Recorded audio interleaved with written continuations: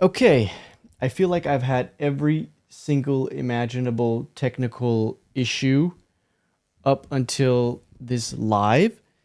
So let's see if we can actually get through this thing. Seems like the audio is working now. Okay. So look at this. We have a different camera today. I'm going to be trying something a little bit different here. We're going to talk about some fun things today. We're going to talk about some of the beginner mistakes that I made when I first started this independent animation journey. We're going to talk about how I find more time and how I try to be as productive as I possibly can, like my frameworks and strategies for how I'm just as productive as possible, I guess. And then we're going to talk about three-dimensional characters. So three pretty different things today. So we're going to be recording quite a bit. And this format is also going to be a little bit different. You might see me look over at my notes quite a bit during this. I'm going to try an experiment. These videos that I'm recording today are going to be highly, highly, highly edited in post-production, sort of as an experiment to see how they perform, how that is going to work out. I've made other YouTube videos where they were not edited at all. It was literally just me picking up my web camera, talking to it, no cuts at all. So this is going to be the stark opposite. So it's always good, I think, to test out and experiment with things. So should we just get straight into it? The first thing that we're going to talk about are 5 different mistakes that I made as a beginner when I first started making independent animation. So I got to remember to click record here. So I'm recording with a different camera, and I'm streaming through this camera on the computer on OBS, but I'm going to click record physically on the camera to record the actual video that I'm going to use for the YouTube video, not the live stream. And so the reason for that is I feel like the OBS is not picking up the same quality that the camera would without OBS. Anyway, who cares about these things? Why am I talking about this? I think I'm stalling a little bit because I want the live to pop up on my channel so that I can make sure that everything is working okay. I want the live to pop up. Yeah, okay. So it's there now. Haha. Okay. So let's record the first video here. The hook is always I always try to do the hook a couple of times. I feel like the hook is arguably the most important part of the video. If people leave within the first couple of seconds, then what's the point of the rest of the video, right? Like there's no point in spending a lot of time making the rest of the video if people aren't even going to watch that. So I'm probably going to do the hook just a couple of times. But let's try. So let me see. I've spent 3 years making independent adult animation, and here are 5 lessons that I wish I learned when I first started. I've spent 3 years making independent adult animation, and here are 5 painful lessons that I've had to learn the hard way.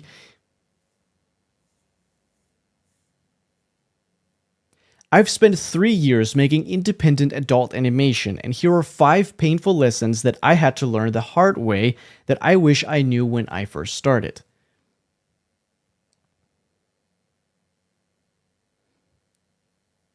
I know a lot of people don't think about these things. I didn't when I first started, and so I'm sharing them in this video in hopes that you are going to avoid these gruesome mistakes that I made. By the way, if you're new to my channel, my name is Patrick Will. I come from a TikTok background. I did comedy skits on there, built a following of 150,000 followers. Now I produce and write adult animation like the one you see right here. And I'm making these YouTube videos to sort of document the journey and share everything that I learned along the way, again, in hopes that you can avoid all the mistakes that I've made. So the first mistake that I made was not making shorter shorts. So the first animated shorts that I ever made, I made 8 animated shorts for a series of mine called Nappyville. And first and foremost, I will say that not only did I think I should make them have made them shorter than they were, but I also think making 8 animated shorts for the same series was also a mistake in and of itself. I think my resources would have been better spent making 8 different animated shorts for 8 different series.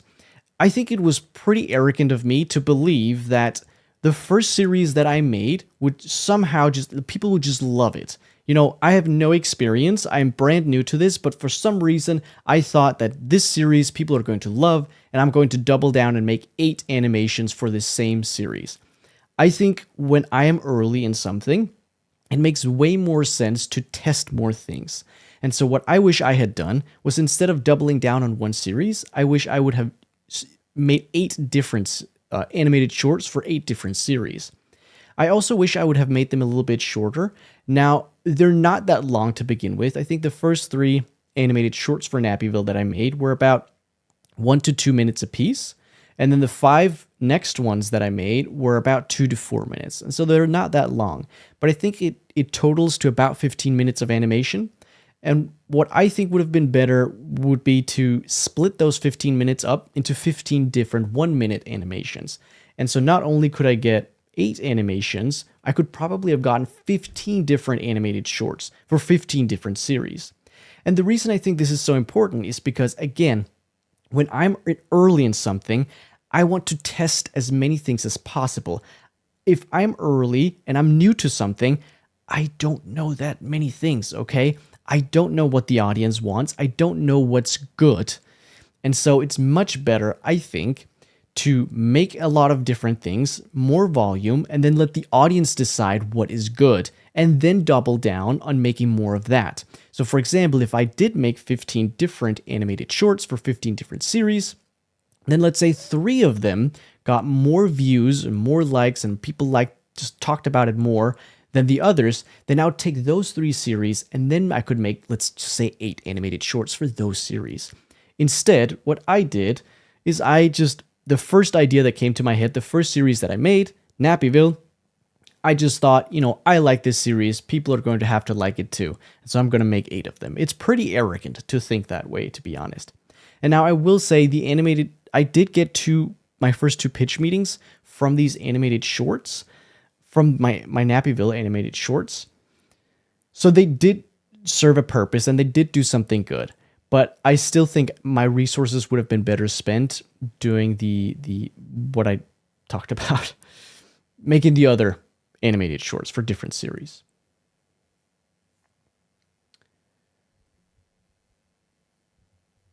And making shorter animations also serves. And what making shorter animations does is it also creates a shorter feedback loop. If I make, let's say, a 5-minute animation, let's just say that is going to take me 6 months. If I were to shorten that down to make a 1-minute animation, it would probably take a month and a half, let's just say, which means that I'll get feedback much faster. And when I'm a beginner, I want feedback as fast as possible. So that's another reason why I think in the beginning, making much shorter animations just makes so much more sense. I'm a huge fan of the saying, how to get lucky, keep flipping the coin.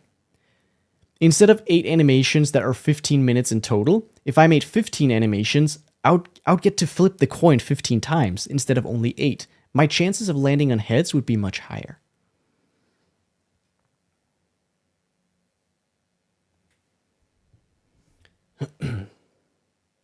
The second mistake that I made very early on was that I was spending too much time on things that didn't work. Let me explain. Let me tell you a story about the second pilot script that I ever wrote. So the first pilot script that I wrote was for Nappyville, the series that I just talked about. Oops, burps. But the second show that I developed and wrote a pilot script for was called Leopetra, and everyone hated it. And I understand why. It didn't work. And I spent months trying to make this thing work, while in reality, it was so fundamentally flawed that I would have been better off just ripping it off up by the roots and just starting from scratch. But I was so stubborn trying to make this thing work. And I think it's because I had spent so much time making this thing that I felt like it would be a waste of time to just throw it out. But my friend John Voorhouse has a really great framework for this. It's something along the lines of all the work that we do is just building platforms for us to everything that we do is just building platforms for us to climb up on to reach to the next platforms. And so the work was not a waste of time. Even though Leopetra was so bad and fundamentally flawed and didn't work, it was not a waste of time because I learned a lot of skills. And so what I should have done is just have completely discarded it instead of spending months trying to make this thing work that just was not going to.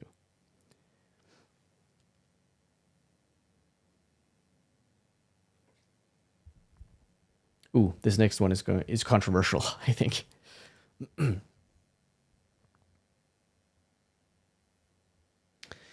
the third mistake that I made was writing too many different genres. Now, I was always focused on adult animation as the main thing, but when I first started, I was writing a few more different things here and there. I was writing a fantasy feature screenplay, something about people in the Aztec time, out in the jungle, something.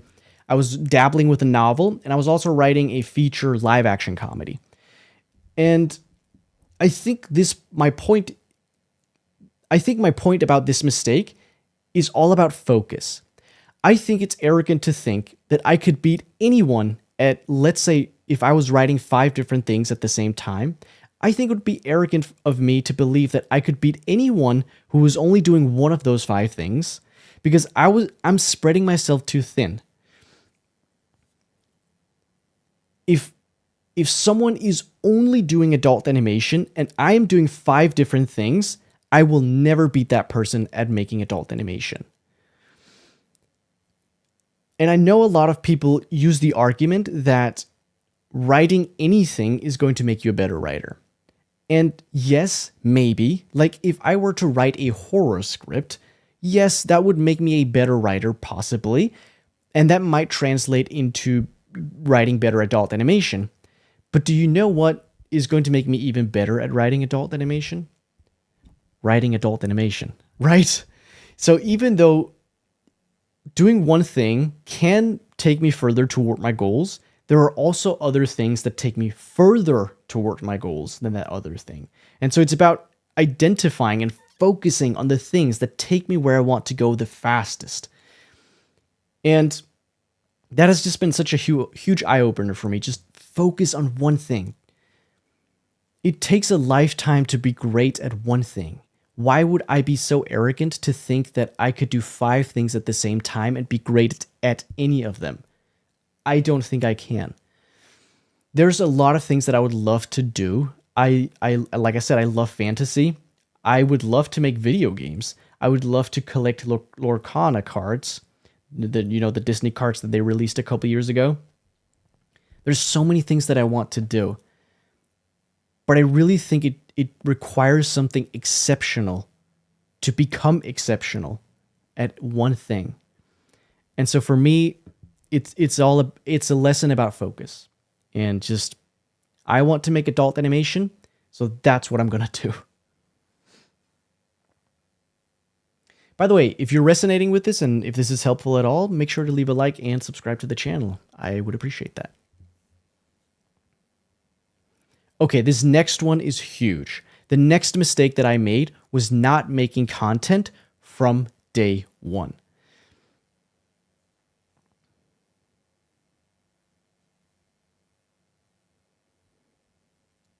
I think there are so many benefits to making content and building a personal brand.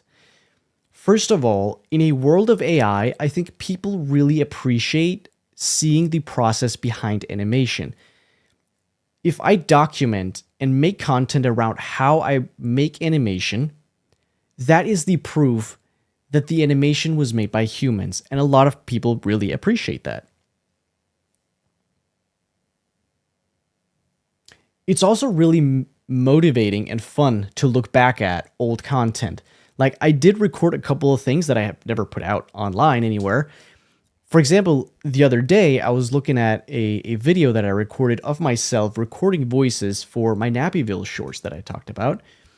And it was so fun to see. I mean, I know it's only a couple of years ago, but I could tell I looked younger. And I was like, yeah, those were those that's so nostalgic. Like those were the starting days. Like that was the beginning of my journey. That's so interesting and fun to look back at. I think there's another amazing thing about making content like I'm doing right now. Teachers often say that teaching something to others also teaches it to them. And I've found that to be really true. Me trying to articulate the concepts that I have in my head has helped me understand those concepts better. So that's essentially what I'm doing right now, right? I'm trying to articulate the mistakes and the lessons that I've learned, put them into words, whereas before maybe they were just concepts in my head. And it really has helped me understand these things better. But I think the reason that I've made this mistake is because part of me thought I wouldn't have anything interesting to talk about. But I think what I've come to realize is that there are two ways to make content and two ways to build a personal brand. One is the student path and the other is the expert path. Now, of course, as a beginner, I cannot go the expert path, but I can go the student path. And the student path is exactly what I'm doing. I'm just sharing my mistakes and my learnings along the way. You know, my vlog series, by the way, if you didn't know, I do vlogs, and this is literally me documenting and showing you what I'm doing, like how I'm making my stuff. And so, what was I going to say? I lost my train of thought. Good thing this is highly edited. Oh, it gives me an opportunity to grab some water. It is so hot with these bright lamps in my face. Whew, this is like a sauna in here, really. I'm sweating already. Okay, let's keep going. What was I saying?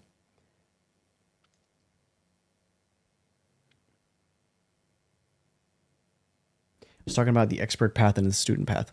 I'm just going to do that thing again. I think the reason that I made this mistake in the first place and that I didn't feel confident making content from day one, because honestly, I wanted to. Like, I genuinely enjoy making these videos. I genuinely enjoy this building a personal brand, trying to build an audience. I think it's really fun. But the reason why I did not want to do it yet was because I didn't think I had anything interesting to talk about. And I think when building a personal brand, there are two paths that I can take: the expert path and the student path. The expert path I couldn't do, obviously, because I was not an expert. I was just starting. But the student path I could have done. And the student path is literally what I'm doing now, right? I'm just sharing what I'm learning along the way. I do a vlog series where I'm literally documenting me making my animated shorts. Right now, we're producing an animation called Uptown Ducks. And I'm literally showing just step by step my process, the behind the scenes.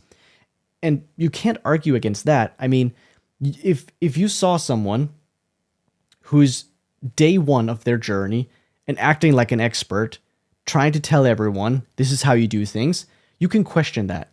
But you can't question someone just showing what they're doing, right? And so that's the path that I'm on, making, I'm the student, I'm learning, and I'm just documenting what I'm doing along the way. And so this is how I think about how I word things when I make content. I try my best never to say, this is how to do something. I try my absolute best to word it like this. This is how I do this, or this is how I do something, right? And even if I'm early, there are most likely people who are still even earlier than me. Right? Like, I'm in year 3 right now, but there are people in year 1, and I can share the mistakes that I made in year 1 to hopefully help year 1 people avoid those mistakes. And even if I were day 1, there are people who didn't even start yet, people who are just thinking about starting. I can make content for those people. And so even if I'm early, there are always people who are even earlier.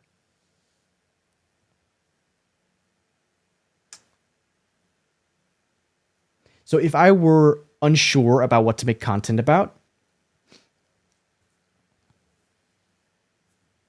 I think these two formats are really good. The vlog series, literally just documenting, going about my workday, showing how I do things.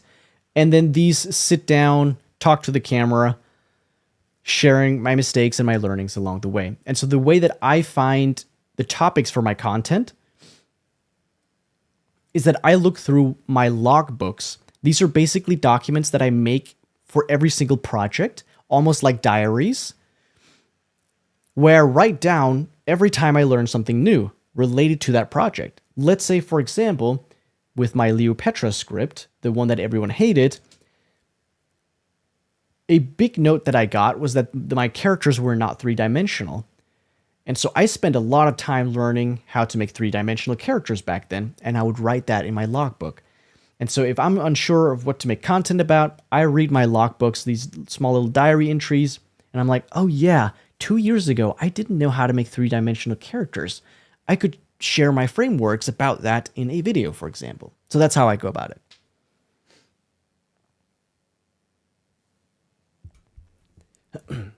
And the next mistake that I made is also pretty big. And the next mistake that I made was not getting on LinkedIn sooner. This one sounds small, but it's pretty big. But it's been pretty huge for me. So when I first started my journey, from day one, I started networking. I started reaching out to people to build my network and get to know more people. But I did it on stage 32. Now, stage 32 is not terrible, but I think LinkedIn is superior for many reasons. First of all, there are just more working professionals on LinkedIn, and people are more active on there. And I can search by company, which is pretty cool. So I got on LinkedIn in the beginning of year 3, and I wish I'd gone on there much, much sooner. And by the way, here's a little pro tip. On LinkedIn, if I send out, let's say, 10 network requests a day, and 3 people accept, when people accept my network requests on LinkedIn, those also become followers. So at the same time that I'm building my network, I'm also building a following, which is pretty darn cool.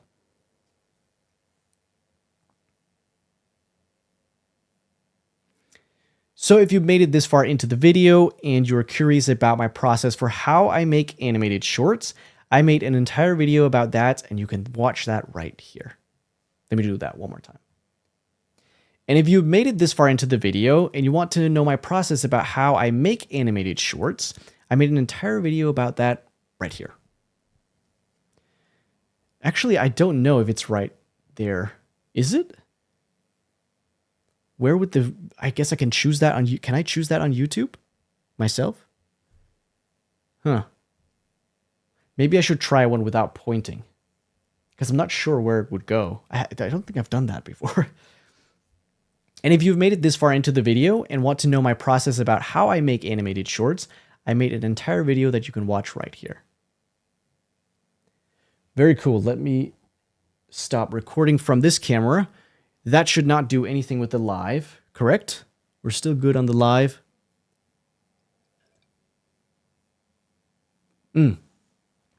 Yes. Yes. On my channel. Yes. Yes. Everything looks to be working. Okay. That was fun to talk about. Let me grab some more water.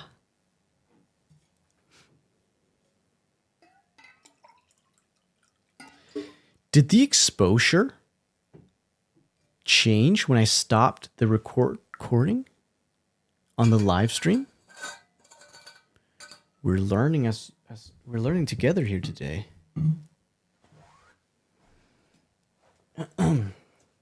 Okay, so next up, I'm just going to record a small intro for the next vlog I'm making.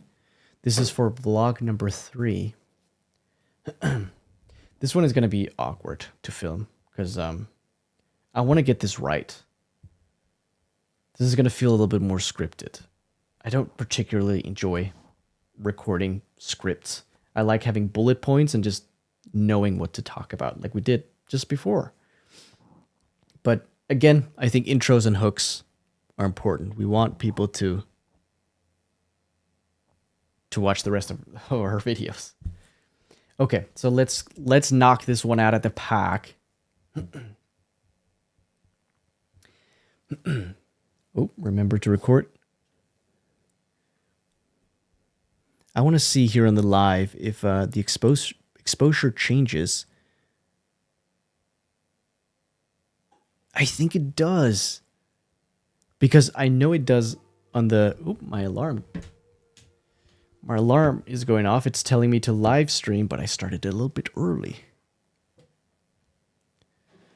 Okay, anyway. Enough stalling.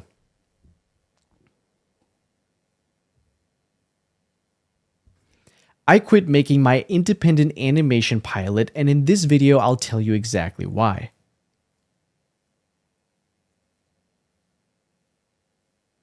Okay, no long intros today, but if you're new to my channel, I make independent adult animation. We're making one right now called Uptown Ducks. And today, along with letting you know why I quit making my pilot, I'm going to share with you literally my process for making this animation from step one. Let's go. Oh, that felt cringe, the last part. I want to watch that on the screen. It's fine. It's who cares? Let's go. Oh gosh, I don't like doing that. That feels so cringe. Let's go. Okay, enough. Oh, that felt cringe. Okay. The reason I think it felt cringe is because I literally wrote that down. Like, remember to say, let's go at the end and do something cool with my fingers. Because I'm still recording that one. Okay, we did that one. Very cool. So the next thing we're going to talk about is finding how I find more time to work toward my goals. Because this is something I hear a lot. And I used to ask this question of highly, you know, I've asked this question a couple of times to really successful people. I used to run a podcast and I got to talk to some successful people. That's why I know successful people. I'm not that I'm special like that. But I've asked this question to really, you know, highly driven people, like, how do you find time to do all this stuff?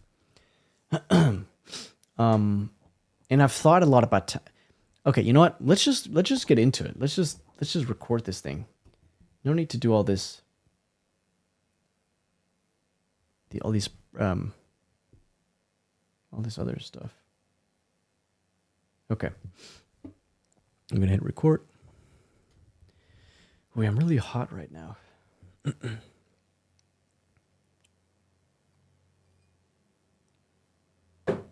Okay.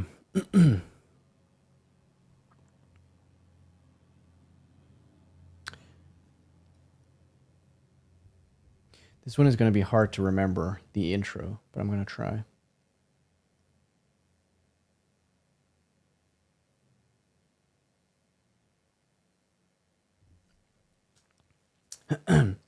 In just 2.5 years, I've written about a dozen pilot scripts, produced 8 independent animations, had 2 pitch meetings, and 250 plus network meetings, and gained my first couple of thousand of followers on social media. All because I've focused on spending my time better.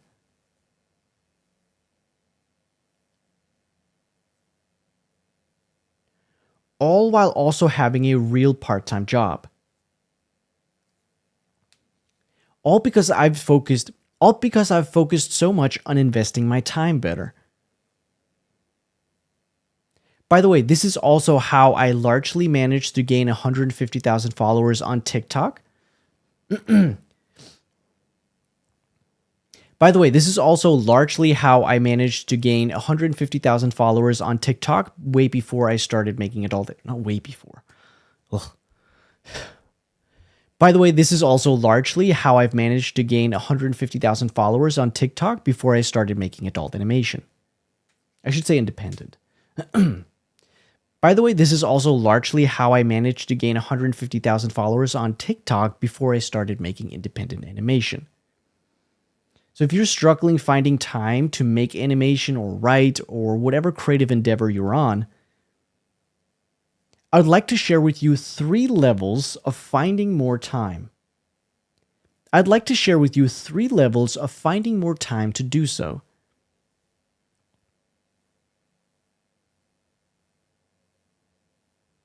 I'm going to explain how I found more time as a writer-producer of independent animation. Wait, what am I saying?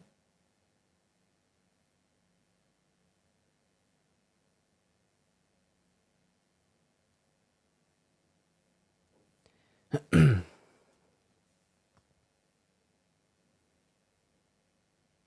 at the end, I would like to share with you a few bonus tips on how... Oh, I thought the live stream ended.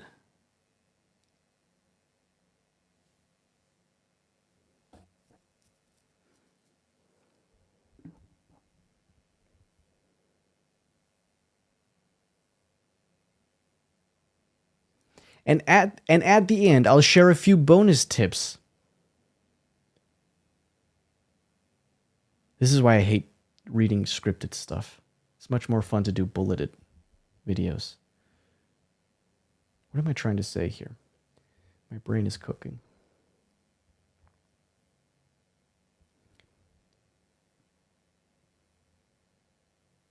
And at the end, I'll share a few bonus tips for making the most out of this new time that we found. And at the end, I'll share a few bonus tips for making the most out of this new time that we've found. So these are the 3 levels. Level 1, maximize. Level 2, sacrifice. And level 3, optimize. Level 2, I think, is especially going to ruffle? Is that right? Level 2 is especially going to ruffle a couple of...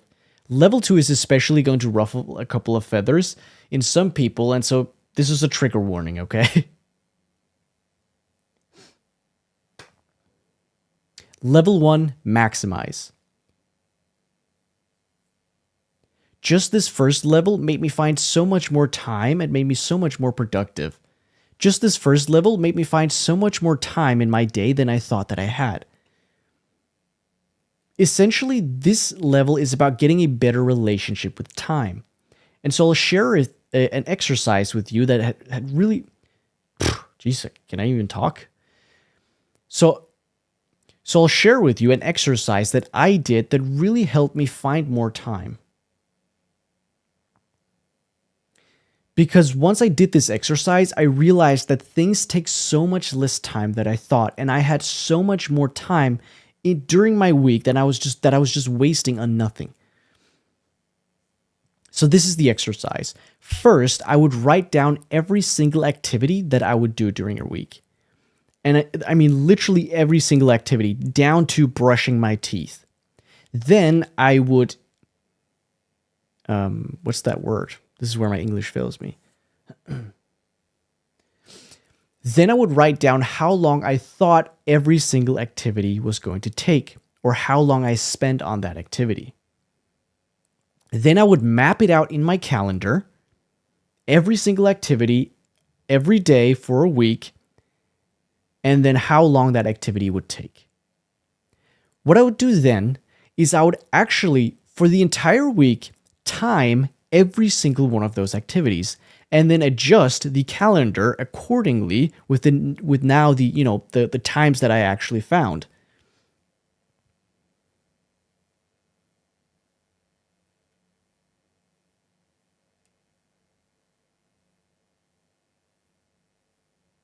That gave me a realistic image that I could visually see of how I spend my time and how long I spent on every single activity that I do. And I was shocked, honestly, because I realized just how many gaps I had in my day and in my week where I thought I was doing something, but not really. I was probably just scrolling on my phone or playing video games or whatever. So this exercise was step 1 in maximizing.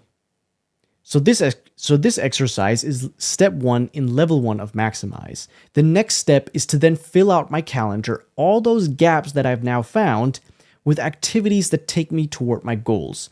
So if I'm a writer, that would be time to write. And you can be as extreme as you want. I would encourage to fill out the entire week, all the holes, all the gaps from I wake up till I go to bed with writing. Then I can always dial it back from there.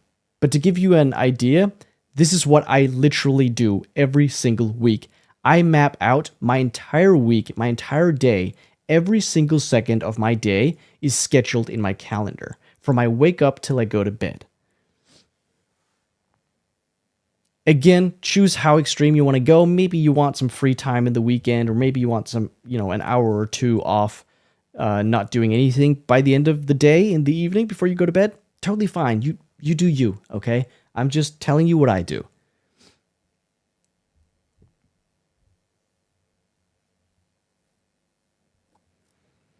Okay, level 2, sacrifice. This is the one that I feel like is a little bit controversial and people are going to get a little sad about. Not sad, but this is the level I feel like people might get a little bit triggered over. Okay, so you're warned. I want to make it very clear that this is not a lecture. I'm just sharing with you what I did and have done and what I plan to do. You decide how much you want to maximize and how much you want to sacrifice. So level 2, sacrifice, is about looking at my calendar and replacing all the activities, or as many as I feel comfortable with, that don't take me further toward my goal, with activities that do take me further toward my goal. Let's say I used to play soccer on Fridays, or I used to go out with my friends every Saturday for beer. Those activities have nothing to do with making me a better independent animation creator. So those are activities that I could replace with working toward my goals. Again, you choose how much you want to sacrifice. In 2024 and 2025, those were my 2 first years of this journey. I sacrificed almost everything. I barely saw my family. I barely saw my friends. I didn't date. And I'm not saying this because I think it sounds noble at all. I'm just saying this is what I did. I'm not sharing this system without having done it myself.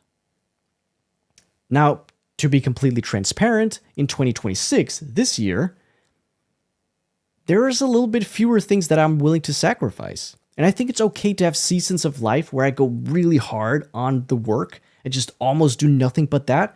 And then another season of my life like now where I work just a little bit less. I'm seeing my friends a lot more and I date now. If you can believe that.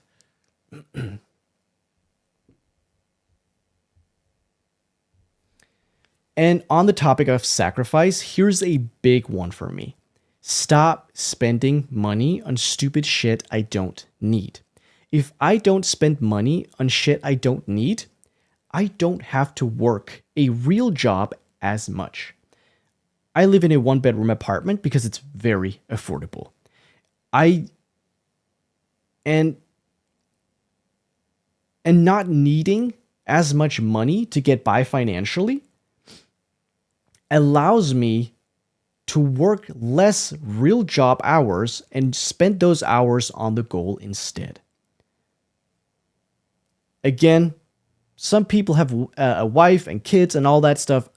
I get it. You do you. I'm just sharing what I'm doing.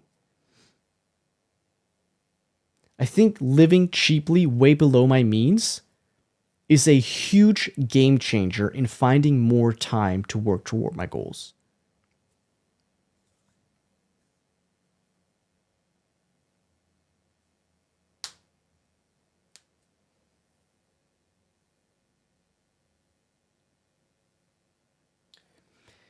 And by the way, if this is at all resonating with you, or if you find this helpful at all, leave a like on the video and subscribe. That would make a huge difference. What am I saying? Man, I'm honestly really cooking. It's really, really hot. Why am I complaining? Stop complaining, Patrick. By the way, if this is helpful at all, or if it's resonating at all, I'm trying to build this YouTube channel so that I can justify spending my time on making more of these videos that hopefully are helpful for people. So if you enjoy it, I would really appreciate you leaving a like and subscribing to the channel. That would help out a lot. Thank you. Level 3, optimize. This is the hardest of the 3 levels, and this one is also reoccurring. That's why it's called optimize. It's constantly optimizing. It's about constantly optimizing my time. So,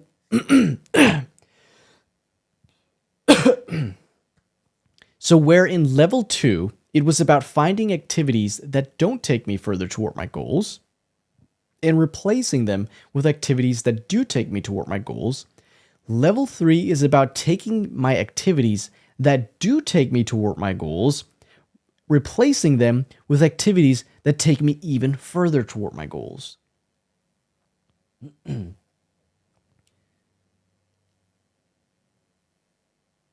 I'll give you examples.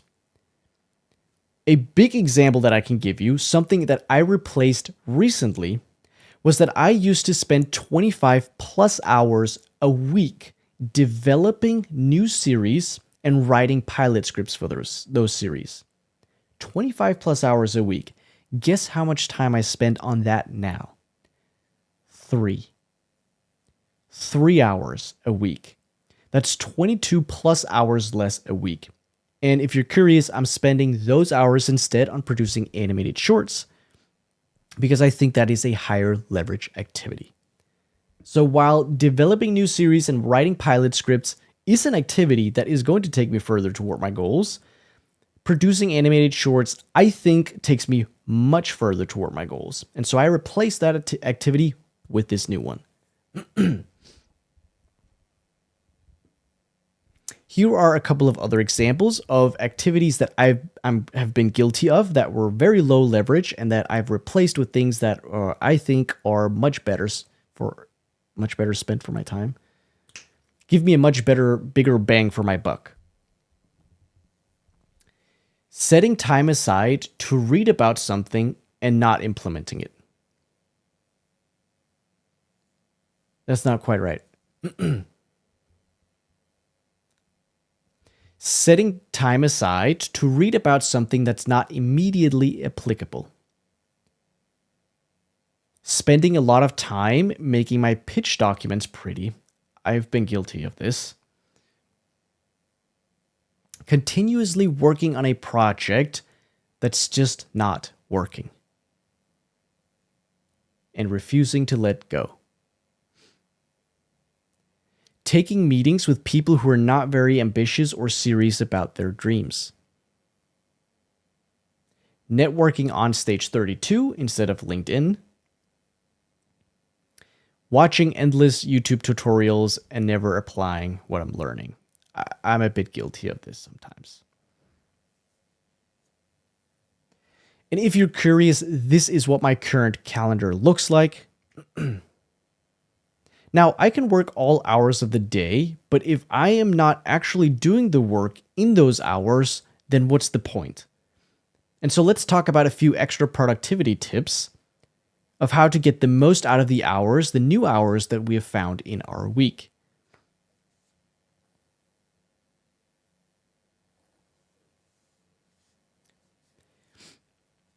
Here is a few things that I do. I do not have a clock on my computer. Here's why. This might sound like an odd one, but here's why. I get distracted by knowing what time it is. Let's say it is 11:45 and I eat lunch at 12. If I see that there's only 15 minutes till lunch, I'm like, okay, I'm not going to get anything done in 15 minutes anyway. I might just go to lunch early. Now, it's much easier for me to not know what time it is and instead set alarms on my phone. And that's exactly what I do. I don't have the clock on my computers. And instead, my phone just goes off 10, 20 times during the day, letting me know it's time for lunch or it's time to go make a YouTube video.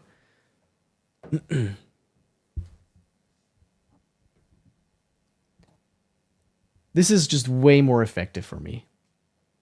Because those last 15 minutes, I can get a lot more done than I usually think I can.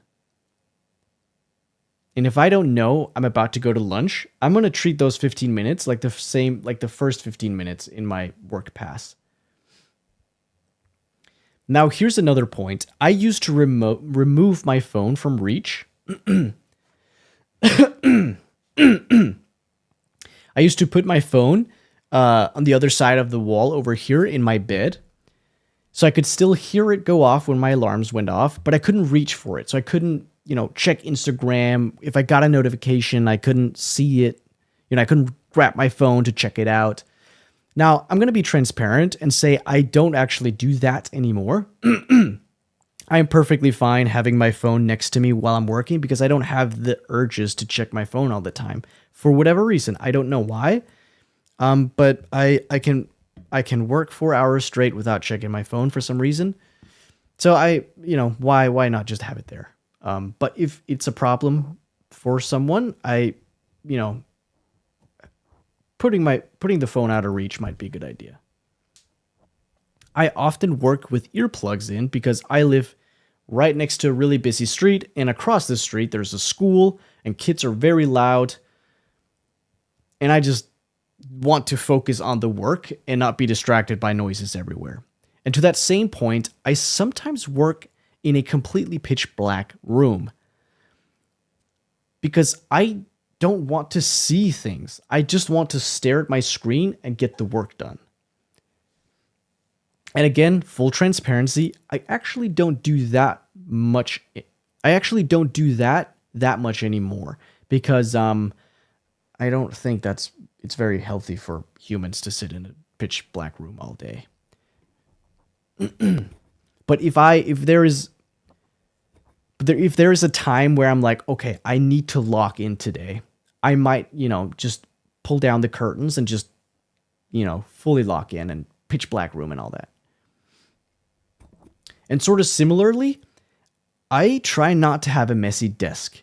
I don't understand having a desk full of toys and full of posters and all that sort of stuff. That is distracting to me. Like, I don't want to look around and have things to actually look at that's interesting. I just want the screen so that I eliminate all distractions. Like the definition of focus is elimination of distractions. If there's only the screen in front of me that's interesting, I'm way more likely to get work done. And this last tip here, and this last point here and you might not expect this last point here, but I think being physically healthy, it has tremendous benefits in focusing and getting more done in my working hours. Sleep, diet, exercise. It removes brain fog. It makes me think clearer. It makes me, have more energy, less tired, less sleepy. Makes me more productive.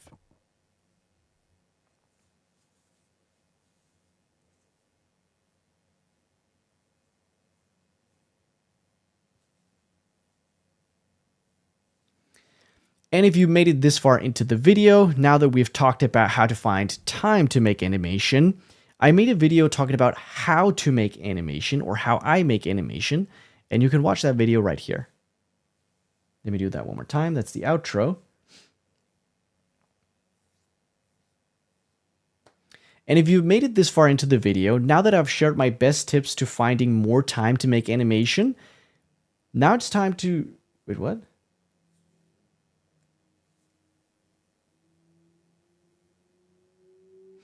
And if you've made it this far into the video, there's a loud bike outside, motorcycle.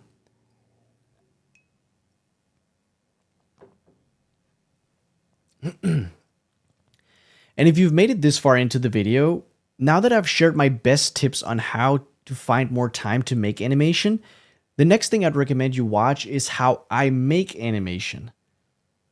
And you can watch that video right here. One last time. just for good measure. Fourth time is the charm. And if you've made it this far into the video, now that I've shared my best tips for how I find more time to make animation, the next thing I'd recommend you watch is how I make animation. And you can watch that video right here. Cool. Bada bing, bada boom. Fun. Yeah, that one is that's a different topic that I usually talk about. Is it not?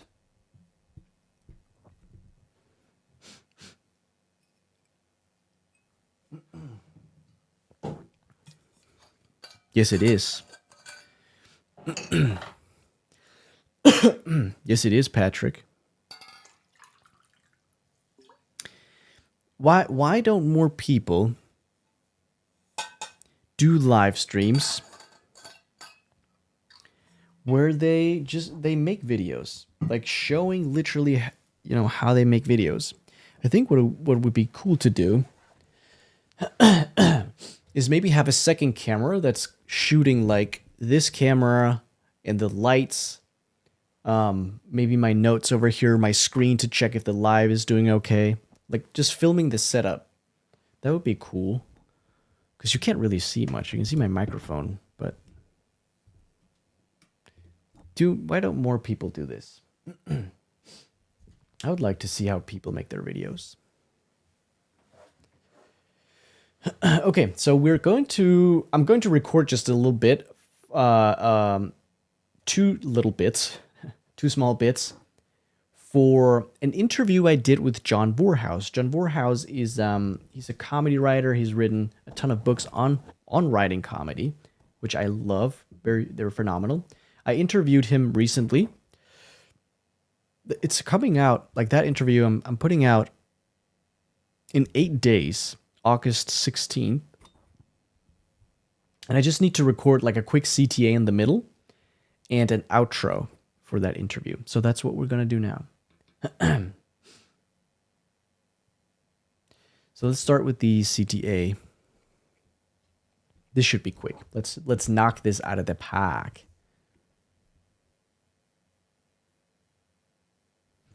If you're getting any value from this, come along on the journey and hit that subscribe button. I promise that I'll be the one burning all the money and spending all the time taking courses, reading books, and trying to learn more about this crazy animation industry and comedy industry. And then pass everything along onto you. And then pass everything that I learn along the way onto you. And I can't say this.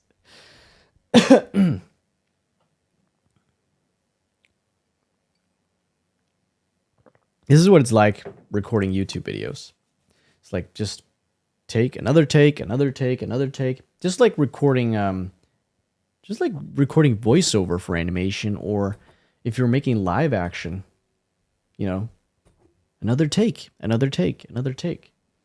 Let's just do it until it gets good. If you're getting any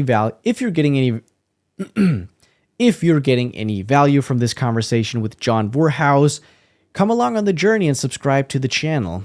I make content where I document my journey, share everything I learned along the way. I promise I'll be the one burning all the money on courses and books and spending all the time trying to learn as much as I possibly can, and then pass it on to you for free in this content. If that sounds like a fair deal, hit the subscribe button. All right. Thank you.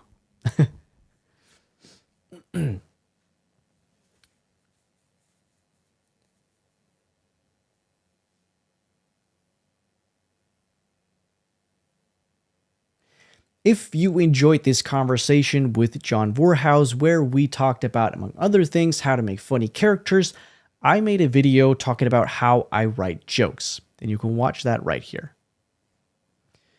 Easy. One taker. A one taker. How do you like that? Okay, so the last thing we're going to talk about, ladies and gentlemen, today is three-dimensional characters. It's funny, I don't even think about it, but like I understand this is live and no one's watching right now, but I'm talking as if people are, because the live is going to be archived on my YouTube channel, so people can still watch it after the fact. Okay, why did I say that? We're goofy today. Okay, so we're going to talk about three-dimensional characters now. This is the last YouTube video that we're going to record for today.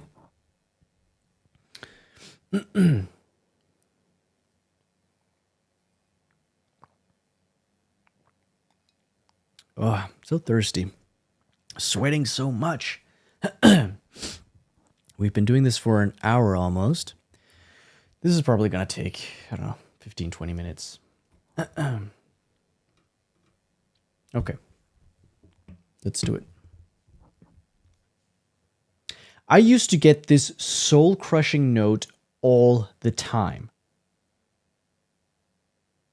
I used to get this soul-crushing note all the time when I first started writing animated comedy scripts. Let's say adult animation, not animated comedy.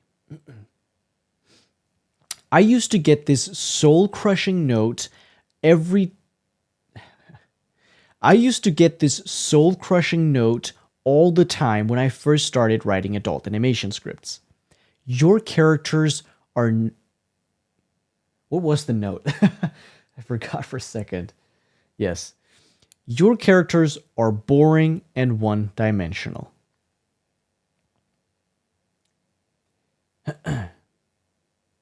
Everyone told me that I seriously needed to learn how to make my characters more three-dimensional if I ever wanted to write better animation.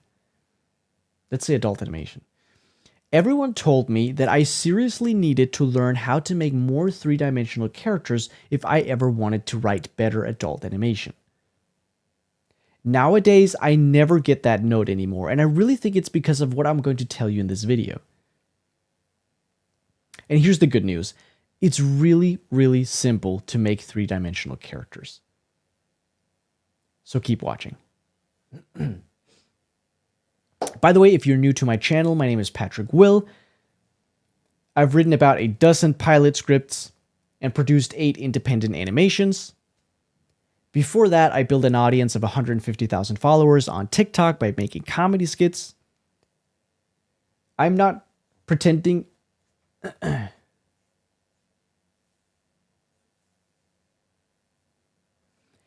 I'm still trying to become a professional adult animation creator, so I'm not pretending that I have all the answers.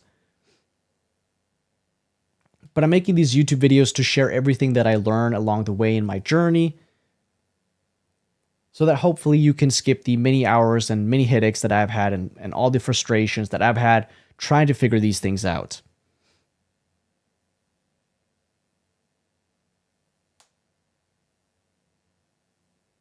And I'm passing all of that on to you for free in these videos. If that sounds fair, let's go.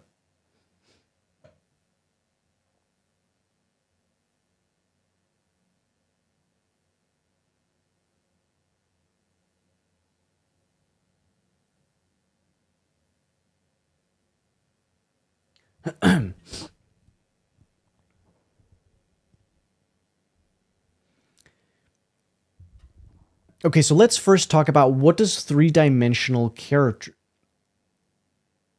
Okay, so let's first talk about what does it even mean to be a three-dimensional character and why does it matter? And then I'm going to share with you literally how I go about making a three-dimensional character, but we need to understand what it means first before we can actually do it. So a one-dimensional character is defined as a character... Let me actually make sure I get these definitions right. These are my own definitions. I should know these. I just want to get them right by word, right? The right words here. So a one-dimensional character is defined by having only one trait, function, or desire, where a three-dimensional character is defined as a character with multiple traits, functions, or desires. Sounds pretty simple, right? The reason that one-dimensional characters The reason that people have problems with one-dimensional characters, especially if it's a main character, for example, is that they become repetitive and boring because they only have this one trait. No real humans are one-dimensional. And so we can't relate to one-dimensional characters as much. Also, we can't make 100 episodes of a one-dimensional character because they only have this one trait. So they would become repetitive and boring and just repeat the same shit over and over for 100 episodes. Three-dimensional characters just have more substance. They feel more human and feel a little bit more relatable. So let me tell you a story about a script that I wrote once that everyone hated because the main character was super one-dimensional. This script was called Cleopatra, and essentially, I don't want to get too into it, and essentially, the story was about this girl who was obsessed with this ancient magical civilization called Cleopatra. And then one day she finds a magical artifact in a museum that sends her back in time to that ancient magical civilization, and when she's there, it's just awe and, wow, I'm here, this is all great, and that's really it. Like, all that really is to that character was just her awe and fascination with this ancient civilization. And that didn't create a lot of conflict. It wasn't interesting. Like, we all have this one friend who won't shut up about one particular thing. It's like, shut up about Star Wars already. Like, it's all you can talk about. It's annoying, right? I'd say another example of a one-dimensional character is me, funny enough. I have been quite a one-dimensional character the past 2 or 3 years because almost everything in my life has revolved around making adult animation. I'm trying to be a little bit more three-dimensional in my content. I'm trying to share a little bit more about myself to feel more human and relatable.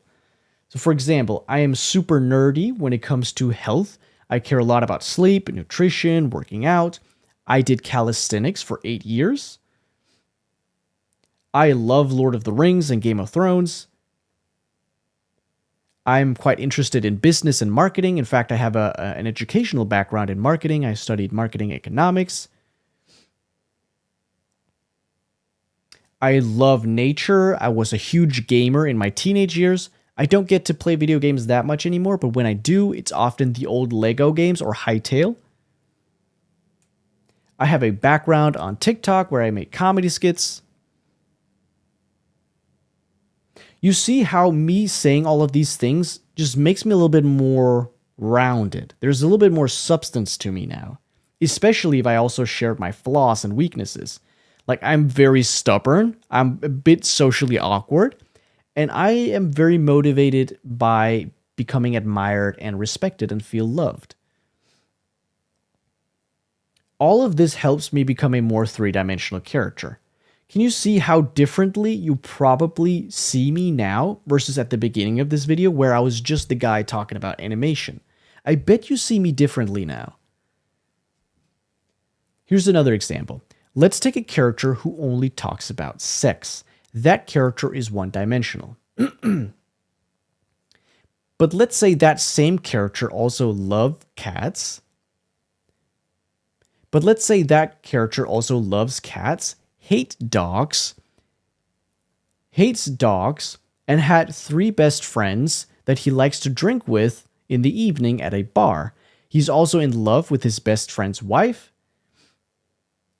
and he's also a pilot. That is Glenn Quagmire.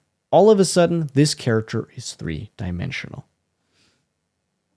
By the way, here's a little side note, an opinion of mine, if you will. The more of a side character a character is, the more I think it's okay for the character to be one-dimensional. The more the character is a main character, the more I think the character should be three-dimensional, because the main characters tend to, we need a story engine. We need more substance to make, again, 100 or 500 episodes with this character. So here's the thing.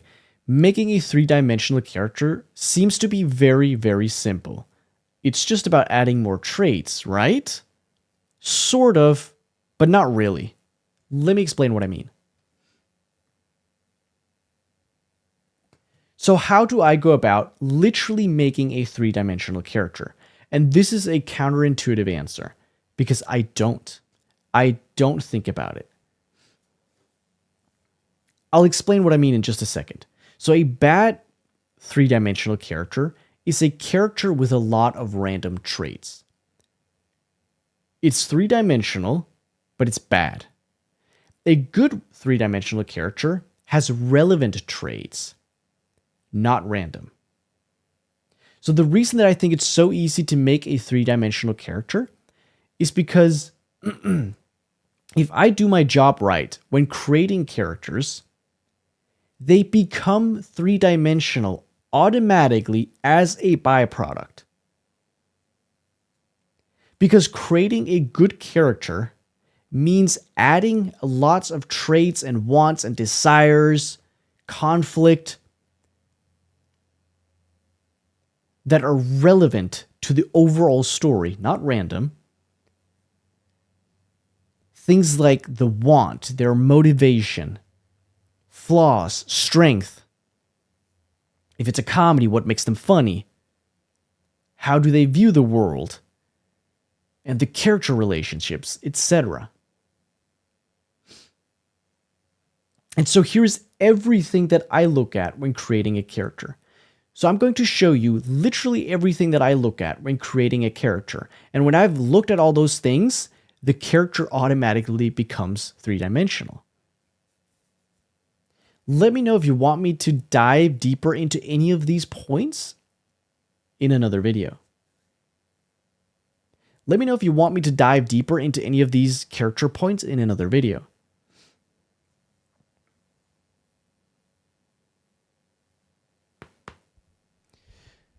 So when I create a character, first I just write out my first initial thoughts about this character.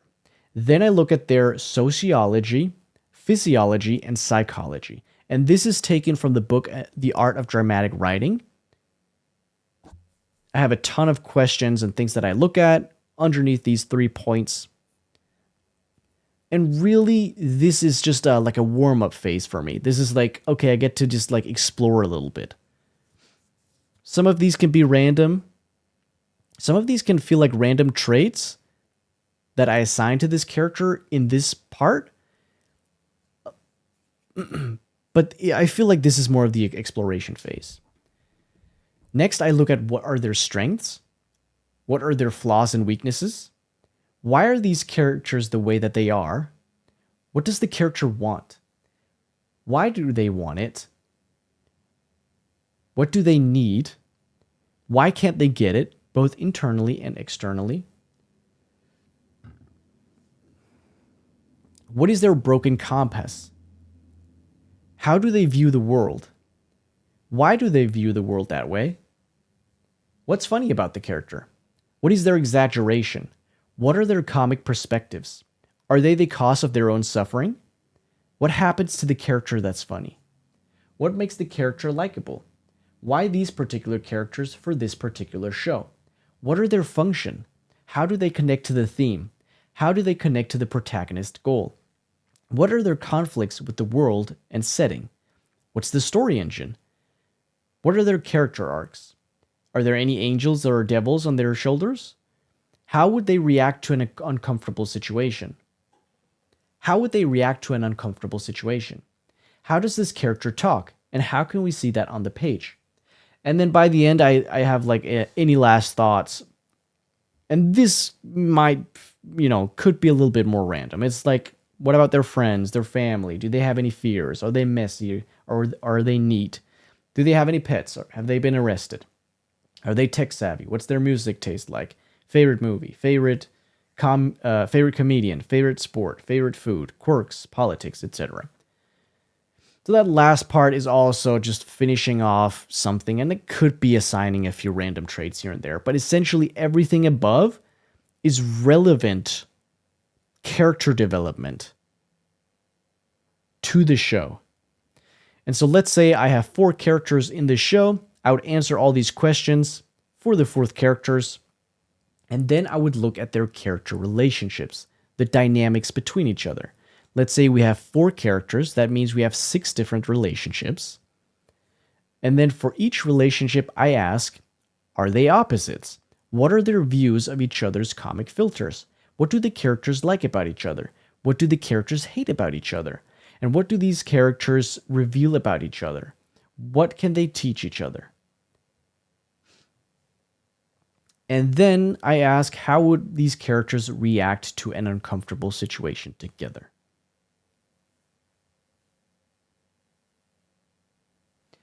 And by the way, you can download this character sheet. For free on my website. Just go to the link in the description, enter in your email, and I'll send it to you. So I hope you can see how answering these questions make the traits and the functions and the desires of these characters a bit more relevant to the story instead of just throwing random traits at them like an eye patch or a funny accent or they like cheese and K-pop. After I started to think about making my characters this way, I never got notes from someone saying my characters were one-dimensional. Now that we've talked about how to make my characters more 3-dimensional, the next video that I recommend you watch is how I go about making my characters more likable. And you can watch that video right here. Hooey. That was fun to talk about. Ladies and gentlemen, that's it.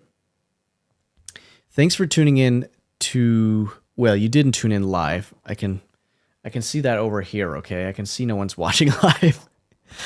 But if you're watching this after the fact, thanks for tuning in. Maybe you just skimmed through the video.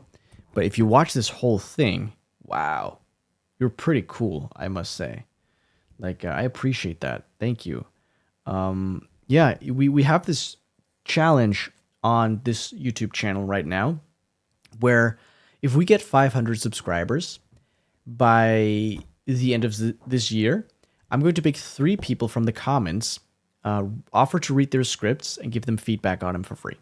So if that's at all something you're interested in, leave a comment saying that you want feedback on your script from me, and subscribe. Let's see if we can get 500 subscribers by the end of the year. That would be pretty cool. But that's it. Thanks for watching. All right, take it easy. Bye.